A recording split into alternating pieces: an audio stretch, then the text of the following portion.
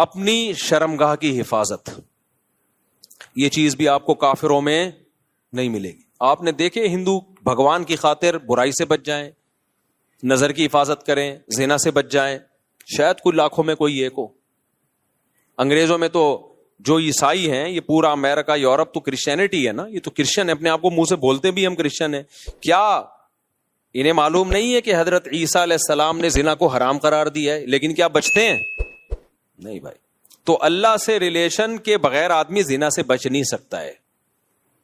وہی بچے گا جس کے دل میں اللہ کا خوف ہو. اللہ کے خوف کے علاوہ کوئی ایسی پاورفل موٹیویشن اب تک ایجاد ہی نہیں ہوئی ہے جو مرد کو زنا سے روک دے. کوئی موٹیویشن ایسی ہے ہی نہیں، کیونکہ زنا بہت زیادہ انسان پہ اس کا غلبہ ہوتا ہے، اس سے بچنا بہت مشکل ہے. کیسے روکے گا کوئی ڈاکٹر؟ آپ کو کیسے روکے گا؟ اس سے صحت خراب ہوگی، اس طرح روکے گا آپ کو. وہ کہے گا اس سے خاندانی نظام تباہ ہو جائے گا، تو اگلا کہے گا میرے کرنے سے کیا نظام تباہ ہوگا؟ تو پوری دنیا جب زنا چھوڑے گی تو نظام بحال ہوگا نا، میرے اکیلے سے کیا ہوتا ہے؟ وہ آپ کو کہیں گے اس سے ایڈز پھیلتا ہے، تو لوگ کہیں گے ٹھیک ہے ہم ایڈز کی جو بچنے کی تدابیر اختیار کر لیں گے. کوئی آپ سے کہے گا کہ جی آپ کا پیسہ اس سے برباد ہو جائے گا، تو آدمی کہے گا ایک دفعہ کر لیتا ہوں، جب برباد ہونے لگے گا تو نہیں کروں گا. ہر چیز کا شیطان جواب آپ کو دے دے گا. اس کے لیے سوائے اللہ سے ریلیشن کے کہ آپ کو کس کا خوف ہو؟ اللہ کا. وہ آگ میں ڈالے گا اگر میں نے زنا کیا، وہ آگ میں ڈالے گا، وہ برباد کر دے گا زندگی میری. زانی کو آخرت میں سزا بعد میں ملتی ہے، دنیا میں سزا پہلے. دنیا کی سزا پتہ ہے کیا زانی کی؟ اس کی فیملی لائف کی ایسی کی تیسی. اس کے دل میں بیوی کی محبت نہیں بلکہ بیوی بوجھ لگتی ہے اس کو. تو آپ سوچو جس کو اپنی بیوی بوجھ لگنا شروع ہو جائے اس کو گھر میں کیا مزہ آئے گا. شادی شدہ آدمی سفر میں جاتا ہے، گھر میں بھاگنے کی اس کو جلدی ہوتی ہے، اس سے میاں بیوی کا ریلیشن بنتا ہے، پھر اولاد کا ماں باپ سے ریلیشن بنتا ہے. تو اس کے ایک جس کو ہندی میں کہتے ہیں نا پریوار ہوتا ہے، خاندان ہوتا ہے. بعض الفاظ ہندی کے بڑے اچھے ہیں. وہ پریوار کا لفظ نا بڑا ایک اٹریکٹیو سا لفظ لگتا ہے، اس لیے میں بار بار پریوار لے کر آتا ہوں. تو ایک پورا آپ کا کیا ہوتا ہے؟ ایک خاندان آباد ہوتا ہے. عورت کو شوہر پہ اعتماد ہوتا ہے، کیونکہ یہ جو شوہر 2 نمبر ہوتے ہیں یہ بالآخر پکڑے جاتے ہیں. یہ ہو نہیں سکتا کہ پکڑے نہ جائیں، یہ کہیں نہ کہیں پکڑے جاتے ہیں. عورت کو پتہ چل جاتا ہے کہ اس کا ریلیشن ہے، اور پھر عورت کے دل میں شوہر کی 2 ٹکے کی حیثیت نہیں. بعض دفعہ تو یہ ہوتا ہے کہ عورت شوہر کی قدر کرنا چھوڑتی ہے، ٹائم پاس کرتی ہے، اور بعض دفعہ خود بھی وہ بد کردار بن جاتی ہے. وہ کہتی ہے جب تمہارے تعلقات ہو سکتے تو ہمارے کیوں نہیں ہو سکتے؟ تو اب کیا ایسا رشتہ تو گیا تیل لینے. رشتہ کہاں گیا؟ بولو تیل لینے. تو جب رشتہ تیل لینے گیا تو اس کا نقصان کیا ہوگا کہ زانی جو زنا کر کے جو تھوڑی دیر کی خوشی ہوتی ہے وہ تو حاصل ہوتی ہے، لیکن جو ایک کنٹینیوسلی ایک خوشی انسان کو گھر میں بیوی بچوں کی محبت سے، اور پھر وہ بڑھاپے میں دادا دادی نانا نانی، یہ ساری جو ایک مستقل خوشی ہے، یہ ہمیشہ کے لیے اس سے کیا ہو جاتا ہے؟ محروم. بالکل نشے کی مثال ہے کہ چرس پینے کا مزہ 10-15 منٹ کا، مجھے ٹوٹل کیلکولیشن معلوم نہیں کیونکہ میں کوئی چرسی الحمدللہ ہوں نہیں، آئندہ کسی چرسی سے پوچھوں گا. کل میں نے 3 جہاز دیکھے. کل میں نیو کراچی سے آ رہا تھا، بہت عرصے کے بعد مجھے جہاز نظر آیا. 3 جہاز. میں نیو کراچی سے آ رہا تھا تو جھاڑیوں کے اندر 3 بندے بیٹھے ہوئے ہیں. ان کو جہاز کہتے ہیں نا ہم لوگ، یہ ہوا میں ہوتے ہیں. اچھا وہ چرسی نہیں تھے، کیونکہ جو ان کی حالت ہوئی تھی نا اس سے لگ رہا تھا یہ چرس تو چھوٹا نشہ ہے، یہ کچھ اور ہی کر رہے ہیں. تو میں نے گاڑی تھوڑی سلو کر لی، میں نے کہا جھانک کے دیکھیں یہ کر کیا رہے ہیں. تو اچھا زیادہ قریب ہم نے دیکھا ٹیکا ہے ایک کے ہاتھ میں، انجیکشن. تو ایک دوسرے کو انجیکشن لگا رہے ہیں. اللہ کی پناہ یار، جو ان کا منہ بالکل ایسا جیسے ڈیزل، ایسے کالے ہوئے کپڑے پھٹے ہوئے، برباد زندگی ان کی، زندگی برباد. میں نے سوچا تھوڑا ولاگ بناؤں، پھر میں نے کہا اچھا نہیں ہے یار یہ بیچاروں کو ولاگ بنائیں ہم. تو لیکن وہ تینوں بیٹھے ہوئے ایسے مر رہے ہیں، اور ایک دوسرے کے انجیکشن. کون دے کر گیا ان کو انجیکشن؟ کوئی تو دے کر گیا ہوگا. تو پیسہ بھی برباد. اب ان کو تو مزہ آ رہا ہے نا، لیکن آپ کا کیا خیال ہے؟ یہ ہمیشہ کا مزہ ہے؟ تھوڑی دیر کا مزہ ہے، اس کے بعد عذاب اور ٹینشن. یہ خودکشیاں تک کر لیتے ہیں ہیروئن جی. تو میرے بھائی زنا کا بھی ایسا ہی ہے, تھوڑی دیر کا مزہ ہے, لیکن جو نیچرل مزہ تھا, آپ کا گھر بار آباد ہو, محبتیں ہوں, میاں بیوی کا ریلیشن, عورت کو شوہر پہ اعتماد, شوہر کو بیوی پہ اعتماد, یہ لبرل لوگوں میں یہ سب اعتماد کی ایسی کی تیسی. میں تو ایسے ایسے حالات جانتا ہوں جو سیکولر لبرل, نام نہاد لبرل ہے نا, جو بڑے براڈ مائنڈڈ بنتے ہیں کہ ہم ملاؤں کو نہیں مانتے, ملاؤں کے ایسے ان کے حالات ہوتے ہیں. بڑی لبرل سی ایک انٹی سے شادی کر لی, کسی پہ میں الزام نہیں لگا رہا, چپ رکھ رہے ہوتے ہیں ان کے پرسوں میں بیگم کے, کہ یہ جو کہہ کے جا رہی ہے کہ میں طارق روڈ مارکیٹ میں شاپنگ کرنے جا رہی ہوں, تو لوکیشن سے ہم ٹریس کریں گے کہ یہ جا بھی وہاں رہی ہے. یار جب بیوی پہ یہ شک پیدا ہونا شروع ہو جائے تو لائف تو گئی نا, ختم نا. بیوی پہ یہ شک کیوں ہو رہا ہے؟ کیونکہ اپنی حرکتیں ٹھیک نہیں ہیں, اپنی حرکتیں ٹھیک نہیں ہیں. ان کو پتا ہے کہ ہم جب برے ہیں, ہم ادھر ادھر پتہ نہیں کام مکالا کرتے ہیں, تو ہماری بیوی بھی ہو سکتا ہے کر رہی ہو. تو یار یہ کوئی زندگی ہے؟ سوچو. ہے عورت کو شوہر پہ اعتماد نہیں ہے کہ پتہ نہیں یہ جمشید کا نمبر ہی ہے یا جمشیدہ ہے یہ, اور مرد کو بیوی پہ اعتماد نہیں ہے کہ پتہ نہیں یہ سلطانہ ہے یا اصل میں اوریجنل سلطان نہ ہو کہیں ہے. تو یہ کوئی زندگی ہے؟ اس کو تھوڑی ریلیشن بولتے ہیں. اس سے تو بہتر تھا کہ تم شادی نہ کرتے یار. ایسے شکوک ایک دوسرے پہ, شوہر باہر ملک چلا جاتا ہے, وہ بیوی پہ شک کر رہا ہوتا ہے, میں یہاں ہوں پتہ نہیں وہ کیا کر رہی ہے وہاں, عورت کو اس پہ شک ہوتا ہے کہ وہ وہاں پتہ نہیں کیا غلغباڑے کر رہا ہے. یہ ہے مذہب سے بغاوت کا بولو نتیجہ. یہ اللہ دنیا میں زانی کو عذاب دیتا ہے کہ وہ تھوڑی دیر کی لذت, اچھا وہ تھوڑی دیر کی لذت بھی پہلی دفعہ میں اس کو لگے گی, اس کے بعد وہ اس کا عادی ہو جائے گا. تبھی تو یہ جو گورے جو ہومو سیکسولیٹی کی طرف آئے ہیں, کیوں آئے ہیں؟ یہ نائٹ کلبوں میں زنا کر کر کے تھک گئے ہیں, اب ان کو بورنگ ہے یہ. ہمارے یہاں نا ایک صاحب امریکہ گئے اور یورپ گئے, کہتے ہیں گورے اتنے اچھے ہیں, وہاں چڑیاں پہنی ہوئی عورتیں گھوم رہے ہیں, گورے دیکھتے ہی نہیں, اور ہمارے ٹھرکی جا کے نا ایسے ایسے جھانک جھانک کے, ایک ہفتہ تو ہمارے ٹھرکیوں کا لڑکیاں دیکھنے میں گزرتا ہے, اس کے بعد جاب تلاش کرتے ہیں وہ.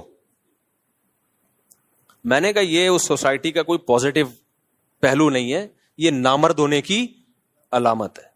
اگرچہ یہ ٹھرک ٹھیک نہیں ہے, میں ایسے نہیں کہہ رہا آپ مردانگی دکھائیں وہاں جا کے, یہ اس کی علامت ہے. اللہ نے ان سے لذت ہی چھین لی ہے, کیونکہ یہ زنا کر کر کے نا اب یوز ٹو ہو گئے. ان کے لیے جمشید میں اور جمشیدہ میں کوئی فرق رہا نہیں ہے, محمود اور محمودہ ان کے لیے برابر ہو گئی ہے. سمجھتے ہو کہ نہیں سمجھتے؟ تو یہی عذاب نہیں ہے کیا کہ ایک لذت جو ایک اللہ نے مرد کے دل میں عورت کی طرف لذت رکھی, وہ لذت ہی چھین لی اللہ نے. ہمارے لوگوں سے نہیں چھینی ہے, تو یہ ٹھرکی بنے ہوئے ہوتے ہیں وہاں جا کے. ہاں اللہ نے یہ بولا ہے کہ یہ کام مت کرو بھائی, نظر کی حفاظت کرو, اور ایک حلال طریقے سے جو نکاح کا طریقہ اللہ نے رکھا ہے. تو زانی جو زنا کرنے والا ہے اس کو آخرت میں تو بہت سخت سزا ہے, وہ تو جہنم کی آگ ہے. حضرت جبریل کو نبی نے دیکھا نا معراج میں, تو نبی صلی اللہ علیہ وسلم نے دیکھا کہ کچھ لوگ ننگے مرد اور ننگی برہنہ عورتوں کو آگ میں جلایا جا رہا ہے, اور وہ آگ کے شعلوں کے ساتھ اوپر آتے ہیں. تو آپ نے جبریل سے پوچھا یہ کون ہے؟ جبریل نے فرمایا یہ آپ کی امت کے زنا کرنے والے مرد اور زنا کرنے والی عورتیں ہیں. انہی مرد اور عورتوں کو ایک ساتھ اللہ نے ڈالا ہے, جلو اس عذاب کو دیکھو. اللہ ہم سب کو اس عذاب سے محفوظ رکھے. تو زنا ہلکا عذاب نہیں, آخرت کا عذاب بھی بہت سخت ہے. لیکن دنیا میں زانی کو کیا سزا ملتی ہے؟ اس کی جو خاندانی جو گھر کی لائف ہے اس کی ایسی کی تیسی. پھر جب بچوں کو پتہ چلتا ہے ہمارا باپ ایسا, بچوں کے دل میں بھی باپ کی کوئی عزت نہیں رہتی. وہ باپ کو بھی جمشید سمجھتے ہیں, ڈیڈی پاپا واپا سب ختم, ابا ابو بزرگی سب ختم. تو اس لیے میں تبھی تو آپ لوگ کو 4 شادیوں پہ سیٹ کر رہا ہوں. زنا کی طرف مت جاؤ بھائی, خاندان بڑھاؤ, اولاد ملے گی حلال اولاد. انگریزوں کے اولاد بھی حلال نہیں ہے, وہ بھی زنا کی پیداوار ہے. تبھی ان میں اتنے سیپریشن کے واقعات ہیں. میں نے گورے کا انٹرویو لیا کسی یورپ میں نے کہا آپ کے فادر کیا کر رہے ہیں؟ انہوں نے کہا فادر پتہ نہیں کدھر ہے. اپنے پھر فادر کو گالیاں دینے لگا وہ. انہوں نے کہا یار اسٹائل ہے بھائی. تو کیونکہ وہ فادر جو تھا نا وہ اس کی ماں کو چھوڑ کر کہیں اور منہ کالا کرنا شروع کر دیا تھا اس نے, پھر اس کو چھوڑ کے کہیں اور منہ کالا کرنا شروع کر دیا. تو اولاد کو ایسے فادر سے محبت ہوگی؟ کہاں ہوگی محبت. تو خیر, تو اس لیے اللہ نے کیا فرمایا کہ جو ایمان والے لوگ ہیں الا علی ازواجہم او ما ملکت ایمانہم, باندیاں کا نظام ختم ہو گیا. اب صرف کیا ہے بھائی؟ الا علی ازواجہم, ایمان والا اپنی زوجہ کے علاوہ کہیں اور نہیں جاتا. اچھا دیکھو, اللہ یہ بھی کہہ سکتے تھے کہ ایمان والے لوگ اپنی زوجہ کے پاس جاتے ہیں, یہ اسٹائل بھی ہو سکتا تھا نا, لیکن اللہ نے یہ انداز نہیں اختیار کیا, بلکہ اللہ نے کہا کہ یہ لوگ اپنی شہوت کو کہیں بھی پورا نہیں کرتے سوائے بیوی کے. یہ انداز کیوں اللہ نے رکھا؟ تاکہ فحش فلمیں دیکھنے والے بھی سمجھ جائیں کہ یہ بھی کیا ہے, بولو, حرام ہے, اور ہینڈ پریکٹس کرنے والے بھی سمجھ جائیں کہ یہ عمل بھی کیا ہے, حرام ہے, یہ ناجائز ہے, جائز عمل نہیں ہے. جو لڑکوں سے بدفعلی کرتے ہیں وہ بھی سمجھ جائیں کہ یہ عمل بھی کیا ہے, بولو, حرام.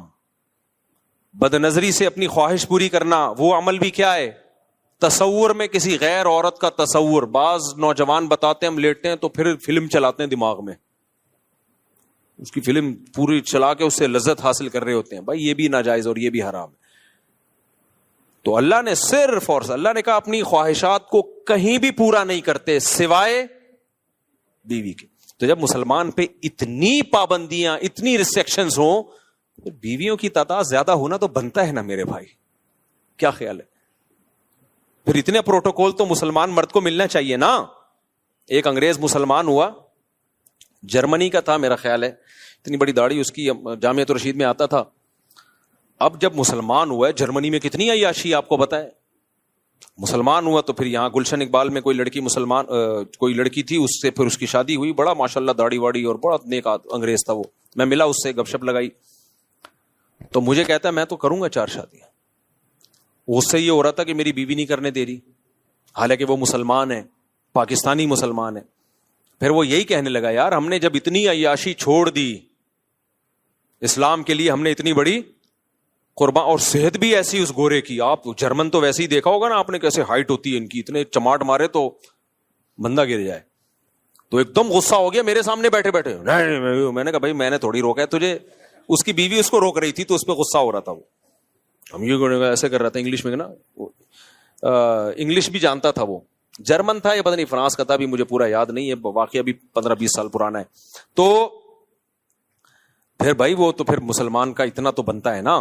اچھا یہ یورپ میں جو یا انگریز عورتیں جو ہے نا, وہ یہ بات آسانی سے ایکسپٹ کر لیتی ہیں کہ مرد 2 شادیاں کرے, کیونکہ ان کو پتا ہوتا ہے کہ مرد کی دوستیاں بہت عورتوں سے ہوتی ہیں.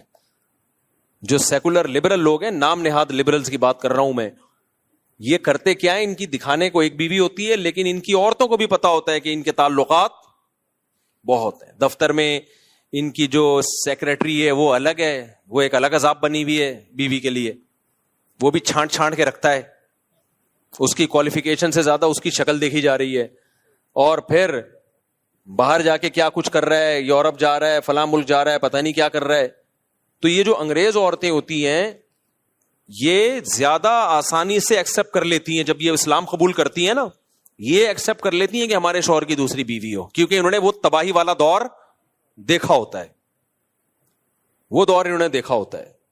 تو ہماری عورتوں کو نے کیونکہ دیکھا نہیں ہے نا, وہ ان کو اس لیے اسلام کی قدر نہیں ہے.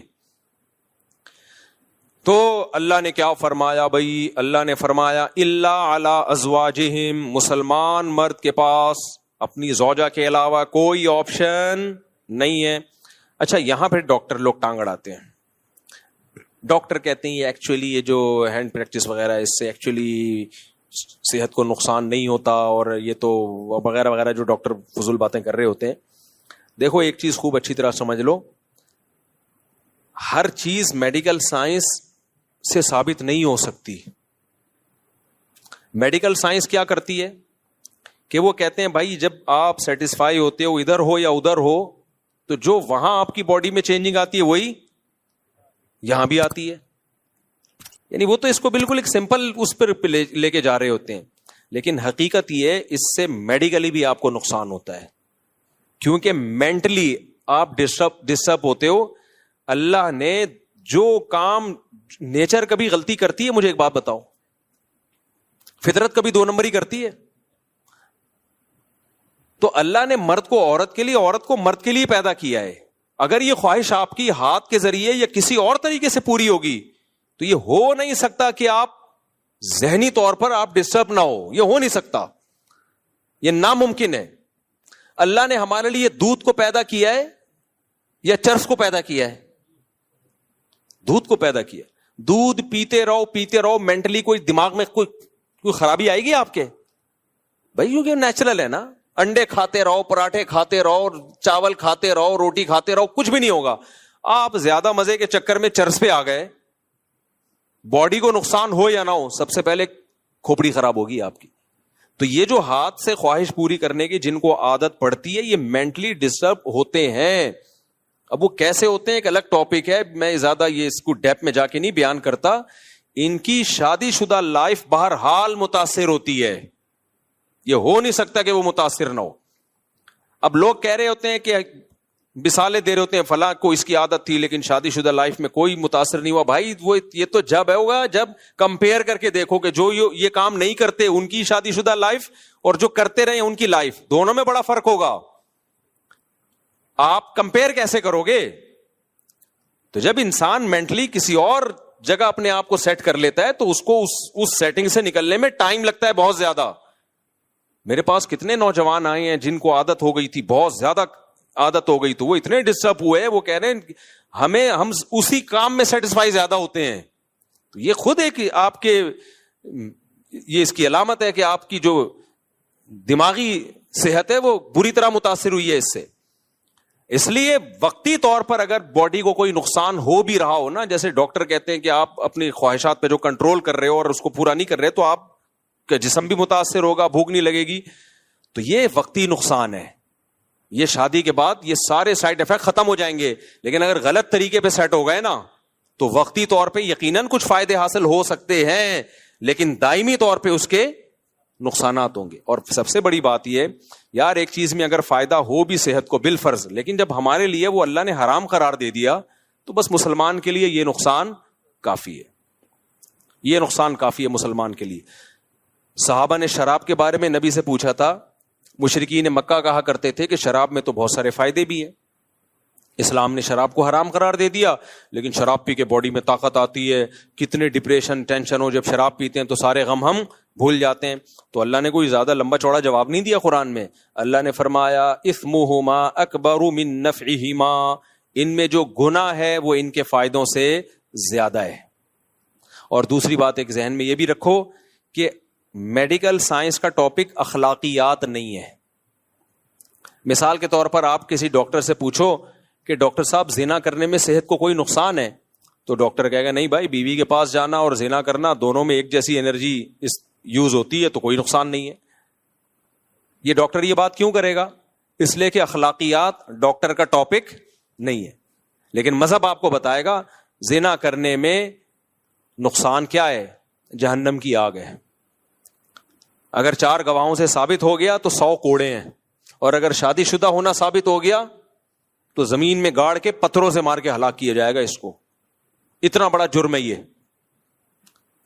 تو ہر چیز ڈاکٹروں سے پوچھنے کی نہیں ہوتی, کیونکہ یہ آج کل نا لوگ ڈاکٹر سے پوچھ رہے ہوتے ہیں, ڈاکٹر صاحب مجھے یہ عادت پڑ گئی ہے.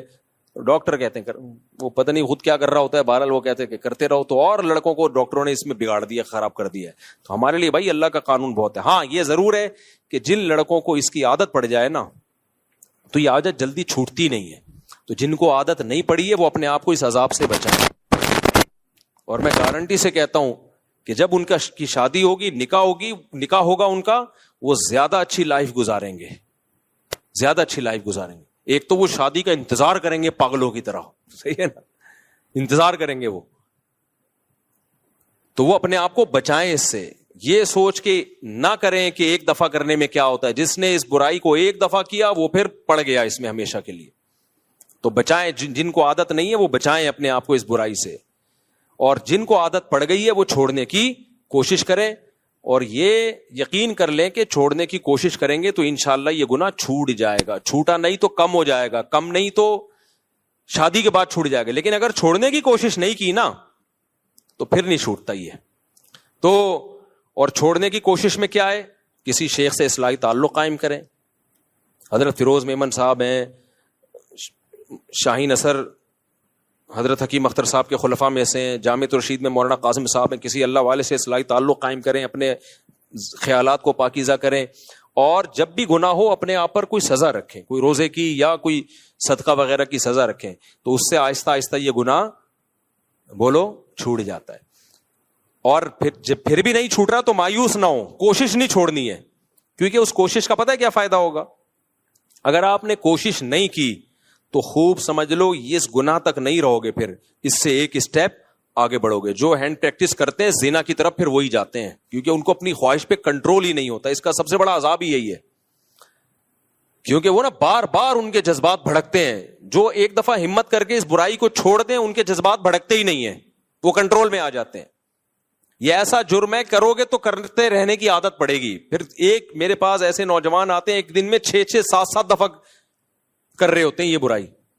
تو آپ نے اگر چھوڑنے کی کوشش نہیں کی تو پہلی بات یہ گناہ بڑھتا چلا جائے گا. دوسری بات پھر اس گناہ تک رکو گے نہیں, یہ گناہ آپ کو فحش فلموں تک لے کر جائے گا, پھر فحش فلموں سے زنا تک لے کے جائے گا آپ کو. تو چھوڑنے کی کوشش میں کیا ہوگا فائدہ, یا تو چھوٹ جائے گی برائی ہمیشہ کے لیے, یا کم ہو جائے گی, یا کم از کم وہاں اسٹاپ لگ جائے گا, اس سے آگے نہیں جاؤ گے آپ. کیونکہ آپ لڑ رہے ہو شیطان سے تو شیطان بھی دفاعی پوزیشن میں آ جائے گا. نہیں آئی میرا خیال ہے بات. جب آپ شیطان سے لڑو گے نا, ایک ہوتا ہے اقدامی پوزیشن, بڑھ چڑھ کے حملے کرنا, ایک ہوتا ہے دفاعی پوزیشن, حملہ کوئی اور کر رہا ہے آپ صرف دفاع کر رہے ہو. تو اگر آپ نے ہتھیار ڈال دیے اور اس برائی سے بچنے کی کوشش بھی چھوڑ دی تو شیطان اقدامی پوزیشن میں آئے گا, وہ بڑھ چڑھ کے آپ پہ حملے کرے گا. وہ کہے گا ابھی یہ کر رہے ہو, اب اس سے آگے جاؤ, اب اس سے آگے جاؤ, اب اس سے آگے جاؤ, زنا کروا کے چھوڑے گا وہ. لیکن اگر آپ چھوڑنے کی کوشش میں لگ گئے, یا تو آپ شیطان سے جیت جاؤ گے, چھوٹ جائے گی برائی. نہیں جیتے تو کم از کم اتنا ہوگا کہ شیطان کو دفاعی پوزیشن میں لے آؤ گے. شیطان کہے گا ٹھیک ہے میں بڑھ چڑھ کے حملے تو نہیں کر رہا, لیکن تجھے یہاں تک روکوں گا میں, کم از کم یہ کرتا رہا, اس سے آگے بڑھنے پہ نہیں آئے گا وہ. آپ لوگ کو سمجھ میں نہیں آ رہا, رہنے دو.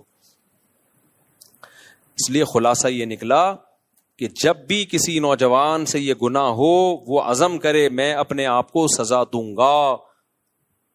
سزا کچھ بھی ہو سکتی ہے, وہ خود فیصلہ کرے. صدقہ کروں گا کچھ پیسے, یا روزہ رکھوں گا, یا اتنے نوافل پڑھوں گا, یا صبح کا ناشتہ گول کر دوں گا, یا اس دن کھانا نہیں کھاؤں گا. کچھ نہ کچھ سزا دے. شروع میں ہلکی سزا دے, بہت زیادہ سزا نہ دے. تو آہستہ آہستہ آہستہ, اور پھر اللہ سے دعا بھی مانگے, 2 رکعت پڑھ کے توبہ بھی کیا کرے, تو آہستہ آہستہ یہ گناہ انشاءاللہ چھوڑ جائے گا. سمجھتے ہو کہ نہیں سمجھتے؟ تو اللہ نے کیا فرمایا, الا علی ازواجہم, اللہ سے اگر ریلیشن مضبوط کرنا ہے تو نکاح کے علاوہ تمہارے پاس کوئی آپشن نہیں ہے. یہ اللہ کا حکم ہے. آگے ہم چلتے ہیں, آج میں نے یہ سورت ختم کرنی ہے. الا علی ازواجہم او ما ملکت ایمانہم فانہم غیر ملومین. اللہ فرماتے ہیں کہ جو تمام راستوں کو خواہش پوری کرنے کے بند کرے اور نکاح کو فوکس کرے, تو جو نکاح کو فوکس کرے گا یہ قابل ملامت نہیں ہے. یہ جملہ لگانے کی بھی کیا ضرورت تھی اللہ تعالیٰ کو بھائی؟ نہیں آئی میرا خیال ہے بات. اللہ تعالیٰ نے اگر کسی چیز کو حلال کر دیا تو اللہ کے لیے اتنا کہنا کافی ہے نا کہ یہ حلال ہے تمہارے لیے, کہ بھائی بیوی کے پاس جا سکتے ہو, کافی ہے نا یہ. لیکن اللہ نے آگے کہا کہ اگر زوجہ کے پاس جو جائے گا یا نکاح کرے گا یہ لوگ قابل ملامت نہیں ہے. یہ کہنے کی اللہ کو ضرورت کیا تھی بھائی؟ اب جب بھی کوئی قانون بنایا جاتا ہے تو اتنا کہہ دینا کافی ہوتا ہے یہ اللیگل ہے اور یہ لیگل ہے. آگے یہ کہنے کی کیا ضرورت ہوتی ہے کہ جو یہ لیگل کرے گا وہ ملامت کے قابل نہیں ہے؟ یہ کہنے کی ضرورت پڑتی ہے؟ میں آسان مثال سے سمجھاتا ہوں بات کو. دیکھو, ڈاکٹر سے آپ نے پوچھا کہ ڈاکٹر صاحب کیا کیا کھا سکتا ہوں, کیا کیا نہیں کھا سکتا, تو ڈاکٹر کہے گا کہ بھائی آپ کا چونکہ گلا خراب ہے آپ اچار نہیں کھا سکتے, آپ کولڈ ڈرنک نہیں پی سکتے, آپ یہ نہیں پی سکتے. ڈاکٹر صاحب کیا میں گنے کا رس پی سکتا ہوں؟ ہاں پی سکتا ہوں. ہاں آپ پی سکتے ہو. ڈاکٹر یہ کہے گا نا, بس اتنا کافی ہے. تو اللہ بھی یہ کہہ دیتے بھائی یہ حرام ہے اور نکاح کر کے جو خواہش پوری کرتے ہیں وہ کیا ہے؟ حلال ہے. لیکن اللہ نے کہا کہ جو اپنی نکاح کر کے خواہش پوری کرتے ہیں یہ لوگ قابل ملامت نہیں ہے, کیونکہ اللہ کو معلوم تھا کہ کچھ صوفی مزاج لوگ فنٹر بنیں گے اور شادیاں کرنے والے کو بھی تانے دیں گے شہوت پرستی کے, کیونکہ وہ یہ سمجھیں گے کہ یہ دنیا داری ہے. وہ کہیں گے بھائی حرام سے بھی بچو, حلال میں بھی بقدر ضرورت اکتفا کرو. کیا شادیوں میں لگ گیا ہے اور کوئی کام نہیں ہے تمہارا؟ ابھی ایک شادی ہوئی, پھر دوسری شادی, پھر تیسری شادی, پھر چوتھی, کیا ہو گیا یار یہ آپ؟ تو اس لیے اللہ نے فرما دیا کہ جو نکاح کو فوکس کر رہا ہے اس کو میں نے پرمیشن دی ہے, اپنے خرچے پہ کر رہا ہے برابری کرے گا, تو کوئی اگر اس کو تانا دیتا ہے نا ملامت کا کہ ابے یار تو بھی ہے تو تو بھی ٹھرکی, پہلے تو حرام کر رہا تھا ادھر ٹھرک تھا, اب شادیوں پہ سیٹ ہو گیا تو ہے تو ٹھرکی ہے. نا نا نا نا, اللہ کہتے ہیں یہ میری طرف سے اس کی پرمیشن ہے, لہذا اس کو ٹھرکی کہنے کی کسی کو اجازت. مذاق میں کہتے تو الگ بات ہے, میں نے بھی یونیورسٹی میں کسی کو مذاق میں کہہ دیا تھا. یونیورسٹی میں میرا بیان ہوا تو کسی نے 4 شادیوں کی بات کی, ایک دم لڑکے ایک دم جوش میں آ گئے نا, میں نے کہا تم سب ٹھرکی ہو, وہ مذاق تھا. صحیح ہے. تو کیونکہ میرا ویسے کچھ نہیں ہو رسپانس آ رہا, جیسی یہ بات ہوئی ایک دم سب. تو اللہ تعالیٰ نے یہاں یہ اس لیے کہا ہے, تبھی فتاوی قاضی خان ایک فقہ کی بہت پرانی کتاب ہے, اس میں لکھا ہے کہ اگر کسی شخص کے پاس 2 بیویاں تھیں, اس نے ایک اور شادی کی اور کسی نے اس کو تانا دیا کہ یار کیا کر رہا ہے یار, تیری خواہش 2 سے پوری نہیں ہوئی ہے کیا, تو یخاف علیہ الکفر, اس پہ خطرہ ہے کہ وہ کافر نہ ہو گیا ہو, کیونکہ اللہ نے باقاعدہ پرمیشن دے کے کہا ہے کہ یہ قابل ملامت بولو نہیں ہے. جب اللہ نے کہہ دیا کہ کرنے دو, اپنے خرچے پہ بھیک لے کے کر رہا ہو تو پھر بھیک کی ملامت کرو یار, یہ کیا کر رہا ہے تو. جب اپنے خرچے پہ کر رہا ہے اور ان میں اگر بے عدلی کر رہا ہے تو بھی قابل ملامت ہے. اس کو آپ یہ کہو یار حقوق کیوں ادا نہیں کر رہے, اس پہ بھی اس کو ملامت کی جائے گی. یار شادیاں تو کر رہے آ رہے ہو, حقوق پورے نہیں کر رہے, اس پہ بھی ملامت کی جائے گی. لیکن ہمارے یہاں حقوق بھی پورے کر رہا ہو, برابری بھی کر رہا ہو, شادی بھی اپنے خرچے پہ کر رہا ہو, تو بھی تانے دیتے ہیں. کیا 2 سے دل نہیں بھرا؟ میں نے جب 2 کی تھی نا, جب میری تیسری ہوئی ہے, تو میرے قریبی ریلیٹیو ہیں, مجھ سے بڑے بھی ہیں, احترام بھی ہے ان کا میرے دل میں, تو میرا خیال تھا ملیں گے, ویل ڈن ماشاء اللہ.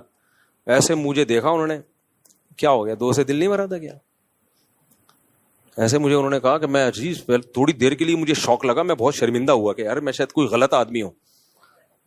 ایسا انہوں نے مجھے طنز کیا نا, کیا پھر کر لی, ایسا طنز کیا, مجھے تھوڑی دیر کے لیے لگا کہ میں کوئی سوسائٹی میں نیک یا شریف آدمی نہیں ہوں. مجھے ایسا محسوس سا ہوا, اتنی مضبوط لہجے میں انہوں نے ڈانٹا مجھے. پھر میں نے سوچا یار اللہ نے کہا ہے فَإِنَّهُمْ غَيْرُ مَلُومِينَ, اللہ کہہ رہے ہیں, اللہ تھپکی دے رہے ہیں, کوئی بات نہیں, کوئی بات نہیں, ٹھیک کیا, ٹھیک کیا, کوئی مسئلہ نہیں ہے. حقوق پورے کر رہے ہو تو کیا کیا ہے, ٹھیک کیا ہے. تو یہ میں نہیں کہہ رہا میرے بھائی, یہ اللہ کہہ رہا ہے کہ اگر کوئی شادی کر رہا ہے اپنے خرچے پہ کر رہا ہے, لڑکی والوں کو دھوکہ بھی نہیں دے رہا, اس میں پہلی والیوں کے ساتھ برابر کا سلوک بھی کر رہا ہے, اور تیسری کو گھر بھی الگ لے کے دے رہا ہے, اسی کے ساتھ ٹھونس نہیں رہا پہلی کے ساتھ, کیونکہ یہ سب چیزیں لوگ خیال نہیں کر رہے ہوتے, ادھر ہی ٹھونس دیتے ہیں. راتوں گزارنے میں بھی برابری کر رہا ہے اور حقوق بھی پورے کر رہا ہے.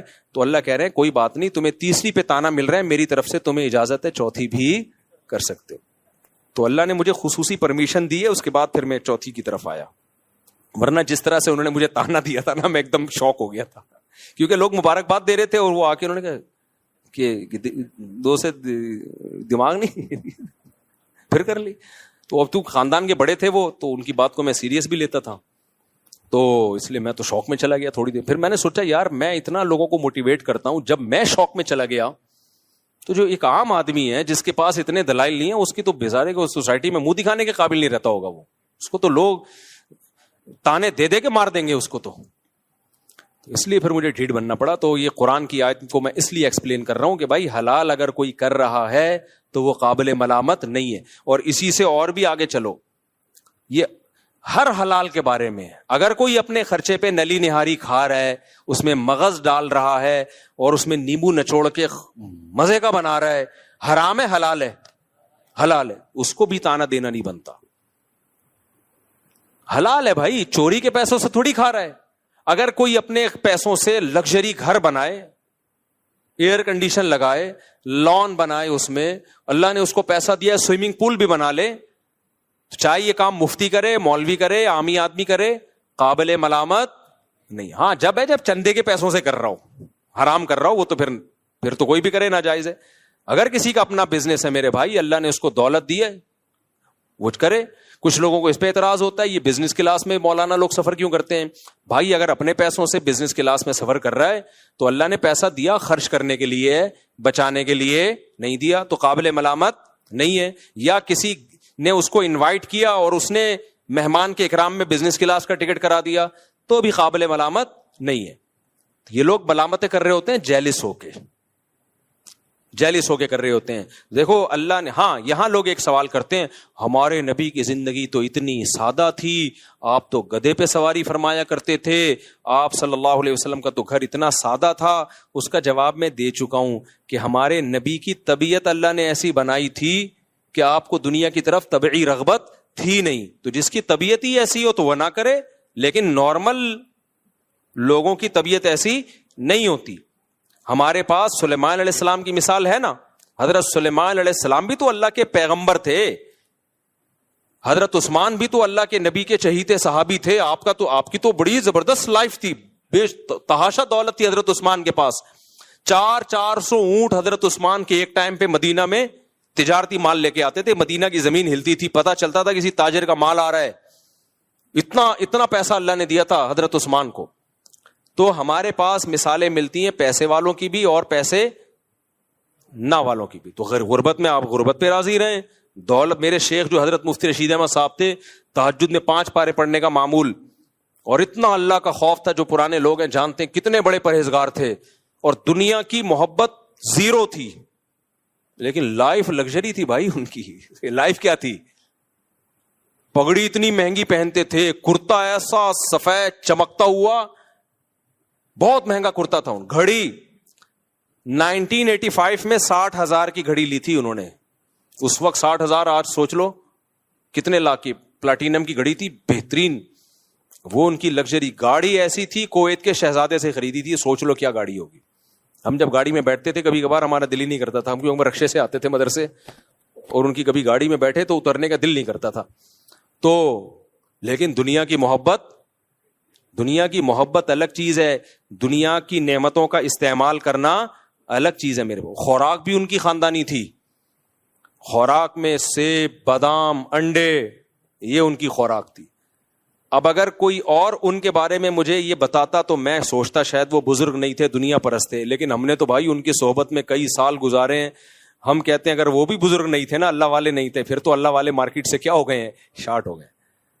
کیونکہ ہمیں پتا تھا کہ یار ان کے دل میں دنیا کی محبت, سخاوت اتنی تھی, اتنی اپنے اوپر بھی لگا رہے ہیں اور غریبوں پہ خرچ بھی کر رہے ہیں. حضرت کے پاس جو پیسہ آتا تھا نا زمینوں سے, ایسے نوٹوں کی گڈیاں میز پہ رکھی ہوتی تھیں. اپنے گھر کا خرچہ نکالا, اس میں یہی انڈے, پراٹھے اور یہ سب چیزیں. پراٹھے نہیں کھاتے تھے, یہ خوراک بھی بڑی انہوں نے خاندانی رکھی ہوئی تھی, گوشت کے اور یہ سب چیزوں کا خرچہ نکالا, باقی سارا فی سبیل اللہ صدقہ. اب دیکھنے والا ان کا صدقہ تو دیکھ نہیں رہا ہوتا تھا. نئے لوگ آتے نا بدگمان ہو جاتے, یار یہ کیسے بزرگ ہیں, اتنی مہنگی گھڑی ہے, اتنے مہنگے جوتے ہیں ان کے, گاڑی ایسی شاہانہ, اور ایک فلور اوپر جانے کے لیے بھی لفٹ لگائی ہوئی ہے, کیونکہ جب ایج زیادہ ہو گئی تھی تو اوپر جانا مشکل ہو گیا تو لفٹ لگوا لی تھی. اور جب کمرے میں جاتے تو بے ہوش ہو جاتے. ان کا کمرہ دیکھ کے, ایسا خوبصورت کمرہ, دل ہی نہیں کرتا تھا نکل. ہم جاتے تھے صفائی کے لیے تو ہم کہتے تھے کہاں سے صفائی شروع کرے بھائی. یعنی ہمارے گھروں سے وہ اتنے زیادہ صاف ہوتے تھے, ہمارے گھر صاف ہو کے اتنے اچھے نہیں ہوتے تھے جتنے ان کے میلے ہو کے ہوتے تھے اچھے. تو ایسا ان کے گھر میں صفائی کا ماحول. حضرت کہتے تھے میرا جو مصلی ہے وہ میلا ہونے سے پہلے دھلتا ہے, میرے کپڑے میلے ہونے سے پہلے دھلتے ہیں. ہمارے گھر میں دھلائی گھر کے گندا ہونے سے پہلے, گھر کے بستر کی چادریں میلی ہونے سے پہلے دھلتی ہیں. ہم کہتے تھے بھائی یہ کیا ہے, اس کی لاجک سمجھ میں نہیں آئی. فرماتے تھے اگر میلا ہونے کے بعد دھلیں تو میل تو دیکھ لیا نا گھر میں. آپ لوگ سے بہت دیکھو, یہ اوپر کی باتیں یہ سمجھ میں نہیں آئیں گی, ہمیں بھی نہیں آتی تھی سمجھ میں. حضرت کہتے تھے کپڑے اگر میلے ہو گئے تو میل تو دیکھ لیا نا.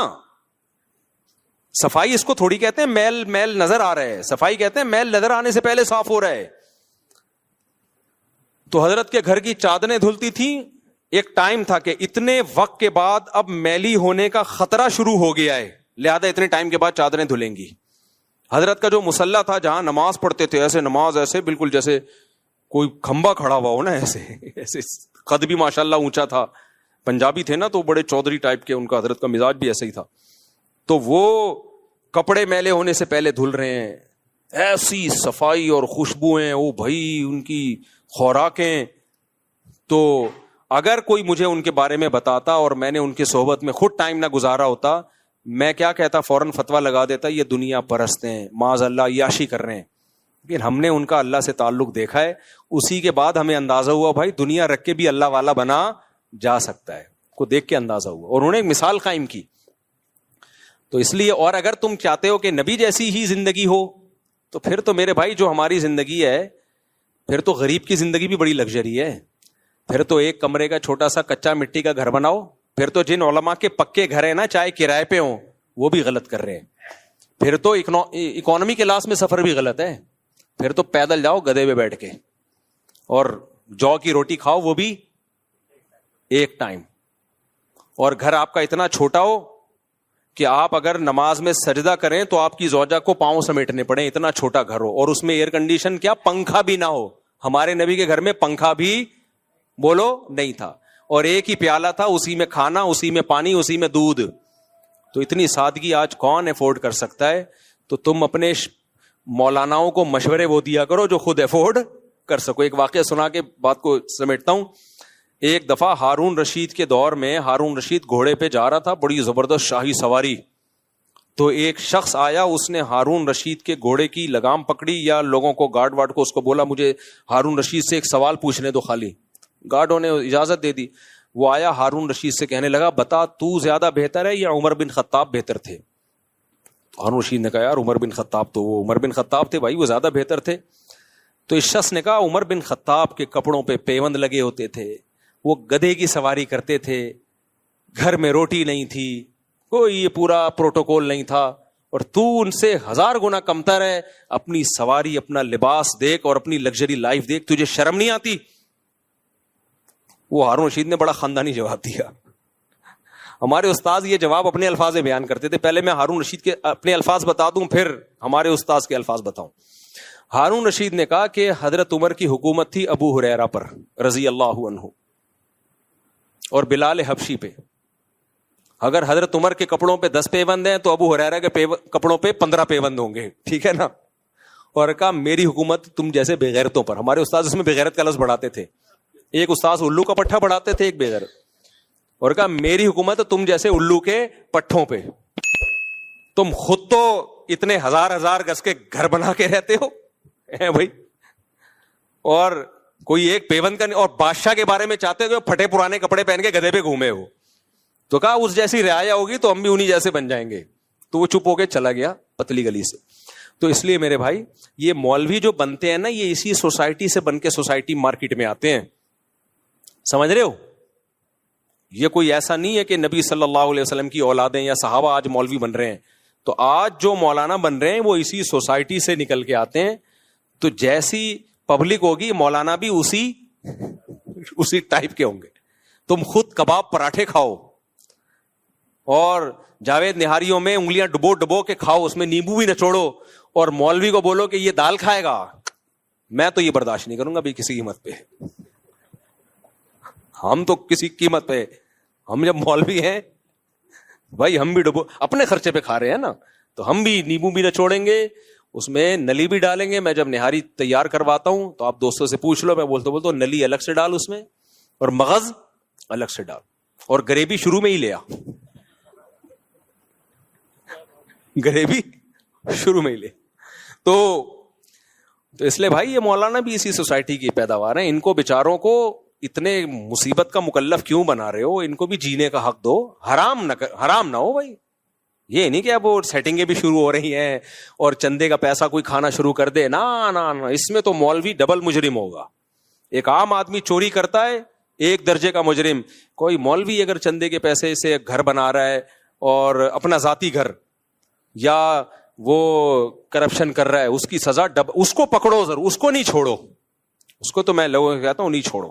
یہ نہ دیکھو یہ مولوی کیا کھا رہا ہے کیا پہن رہا ہے, یا بھائی اس کی پرسنل لائف ہے, کھانے دو, اس کے بچوں کو بھی, خود بھی اچھا کھانے دو, اچھا پہننے دو.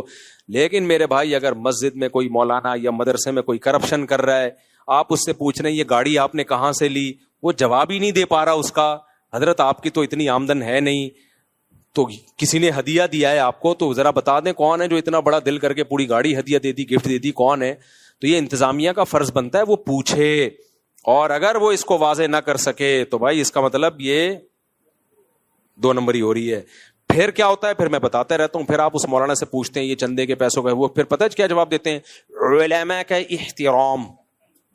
عین بھی بڑا گاڑا نکالتے ہیں, ہاں بھی بہت گاڑی, احترام علماء کا. پھر جب میرے پاس کیس آتا ہے میں ان سے کہتا ہوں کہ علماء سے سوال تو کیا جائے گا بھائی. اسلام میں جب نبی نے یہاں تک کہہ دیا کہ میری بیٹی فاطمہ اگر چوری کرتی ان کا ہاتھ کاٹا جاتا, یار سیدہ فاطمہ کے ہم 100 دفعہ مر کے پیدا ہو جائے ان کی خاک کے برابر نہیں ہے. اتنی بڑی بات پیغمبر نے کہہ دی کہ اگر فاطمہ بنت محمد صلی اللہ علیہ وسلم چوری کرتی ان کا بھی ہاتھ کاٹتا. اب کیا رہ گیا بھائی؟ تو پیسوں کے لین دین میں, مالی معاملات میں, کیریکٹر میں بھائی یہ معافی کے قابل نہیں ہے. اس میں عالم ہو, مفتی ہو, کچھ بھی ہو. تبھی ہماری مسجد کا سارا مالیاتی شعبہ میں نے اپنے ہاتھ میں رکھا ہی نہیں ہے, وہ خزانچی کو دیا ہوا ہے, اور وہ بھی یہاں کے پرانے بزرگ ہیں, ان سے حساب لیتا رہتا ہوں میں.